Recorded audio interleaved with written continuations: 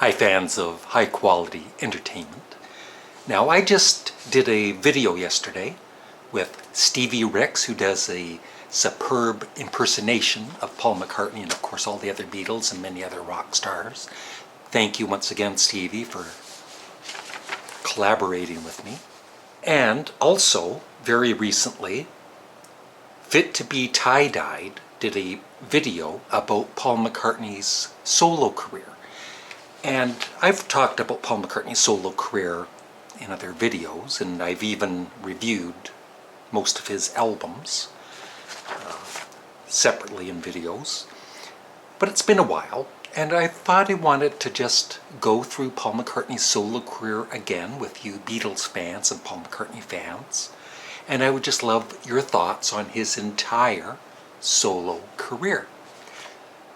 Now, also, Fit to be Tie-Dyed, in his recent video, he mentioned that he gave up on Paul McCartney after Press to Play.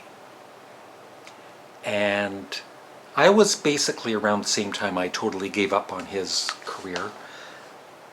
But it was with the previous album, Pipes of Peace. Actually, I bought Tug of War, which I really did like a lot. And then when Pipes of Peace came out, I saw the video Pipes of Peace and didn't really care for it, and I just gave up on Paul McCartney. And for many years, Paul McCartney would release albums and I would pay no attention to them. Like I said, I gave up on them.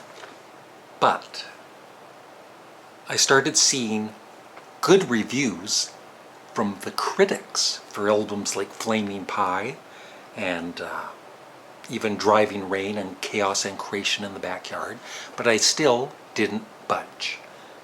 But I did buy Memory Almost Full in 2007. I finally bought a new Paul McCartney album after all those years, and I loved it. And here it is, 10 years later. It's a little used looking. And the only thing I hate about this package is, of course, I can't put it in with my other regular CDs. And it comes with, I believe, 4 bonus tracks. And Paul, Fit to be Tie-Dyed, mentioned he's slowly, looking into his later work because he's finding out that it's actually, a lot of it is just so damn good. But this was definitely the album that woke me up that, oh my God, Paul McCartney still got it. And so I went back and I bought Flaming Pie, which is superb, and Run Devil Run, Driving Rain. Some fans were disappointed with Driving Rain after Flaming Pie, but I think it's damn good overall. I love it. Chaos and Creation in the Backyard. I've talked about that album so many times. It's definitely one of my all-time favorite albums. And along with Ram, my favorite Paul McCartney album. And London Town. Then he did Electric Arguments with the Fireman, which I bought and really liked. Kisses on the Bottom. I don't even think I have it anymore. I think I sold it. I listened to it once. It was okay, but just not my kind of thing. And then his last new album, which was called New, in 2013, I really, really liked a lot too.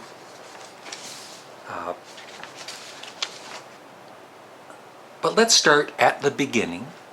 His first solo album was McCartney. A lot of fans were disappointed in it, including me. Not that I hated it. It was just surprising that it was the way it was. But nowadays, when you look back on it, it was very brave of him to release it as is. Some of them were even kind of unfinished songs. But overall, I really, really enjoy listening to it. And of course, the newly remastered versions. I have box sets for some of his remastered albums.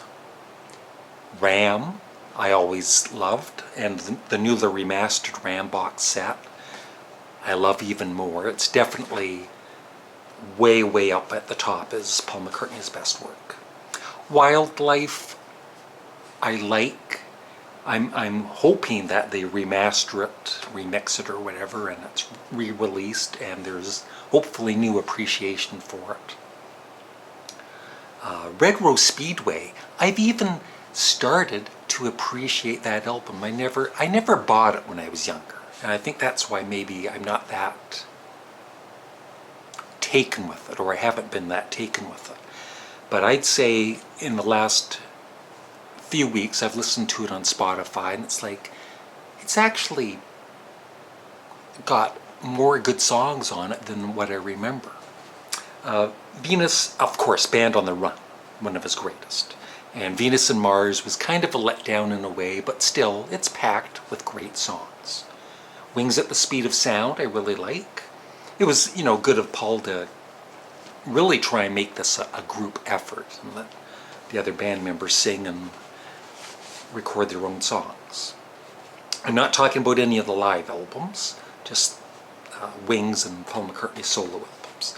London Town. Now, when this first came out, me and my friend, big Paul McCartney fans, but we were really disappointed. It was more of this soft pop rock, with a little luck, which is a great song, but it was just more of this fluffy kind of material, and we really wanted Paul to rock out, and he didn't. Like another Junior's Farm or Hi. But that being said, I very quickly, within a few weeks playing the album over and over, I got to love it, and I've loved it ever since. I think it's one of his best albums. Back to the Egg, I'm still kind of on the fence about it. There's some weak songs. I actually love the rockestra thing that he did with members of Led Zeppelin and The Who and everything. I thought it was okay back in the day, but now I appreciate it more, just like a lot of Paul McCartney's work. McCartney 2, when it came out, it was okay. I bought the new box set with it remastered, and I love it. And I love the fact that he played Ron Mayle in the Coming Up video. Tug of War, I really liked when it came out, and I still like it. It's not one of my favorites, though, but I do like Tug of War. And like I said, I never bought Pipes of Peace. Give my regards to Broad Street soundtrack. Press to Play. I think I've heard all of these albums, but I've never owned them. Flowers in the Dirt, I never really got into, but I've heard it's good. Off the Ground, I never bothered with. I've heard it once or twice. But 1997, I think that's the year. I don't know what happened. But he just kind of woke up and he started creating excellent albums again. And one of the things that I think has really improved in the last few years with Paul McCartney's more recent songs is the lyrics. They're more, I don't know if it's the words mature or, he's not writing to try and get more songs on the radio. He's just writing whatever, and he's writing great songs. So Run Devil Run, Driving Rain, Twin Freaks, I've never bought that, but that sounds like it would be interesting. Chaos and Creation in the Backyard, love the whole album. Memory Almost Full, I absolutely love. There's one song on this called House of Wax. If you've never heard it, you gotta play it, and hopefully get the lyrics for it. It's an epic song and definitely one of Paul McCartney's greatest. Yeah, the only song on this album when it came out that reminded me of the mawkish, older Paul McCartney that I got kind of tired of is See Your Sunshine. And then Electric Arguments, which I have and really like. Kisses on the Bottom, which I mentioned, it's okay. And New, which was excellent. So that's it. I would just love your thoughts on Paul McCartney's whole solo career. Is there a point where you gave up on him, and have you stopped even listening to his newer material. And if that's the case, I suggest you give him another chance, because some of his later material is just as good as some of his earlier material, like on Band on the Run or whatever albums that you loved back in the day. And that's it. That's my little ramble on Sir Paul McCartney.